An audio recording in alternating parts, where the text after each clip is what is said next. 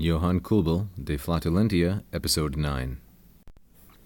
Et contra, nudam eis directionem, sive temporariam acicula indicatoria, quoties aberat, tantisper in ordinem reducta. Sive elateris ipsius, magis solicita, si non nihil remiserit, ad adductione spirae, praestanda intentione.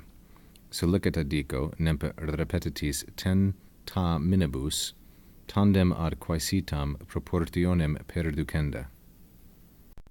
Recall in the previous section that Külbel was talking about the differentia between inter, the habitum, the disposition, position, or orientation of some machine, some operus, as regards its elaborandi, its elaboration or its explication, and its formation.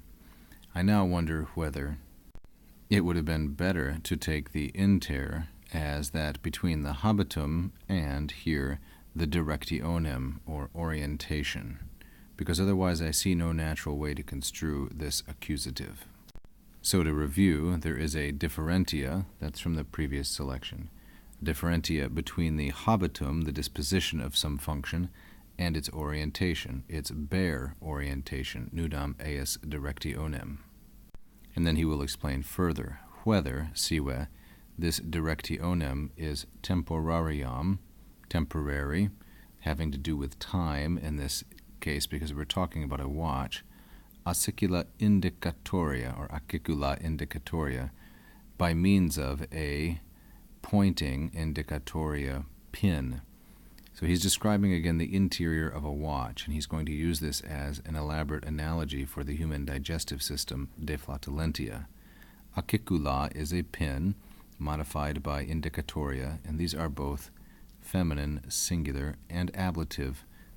And I'm taking this as an ablative absolute, because as we'll see, there is a participle, reducta, being employed with it. So we would say, with this pin, acicula, this indicating pin brought back reducta, in the end, tantisper, into its proper place, no matter how much, quoties, however much it goes off kilter. So then, its bare orientation, whether that is temporary, dealing with time, or if it is the orientation directionem of the spring itself, e lateris ipsius, it being more solicita, disrupted, if in fact it should relax somewhat, non nihil being the object of remiserit, relax somewhat ad adductione, which we want to take as the contraction, by the contraction of the coil, spirae, when intentione, strain or stretching, is to be applied, praestanda.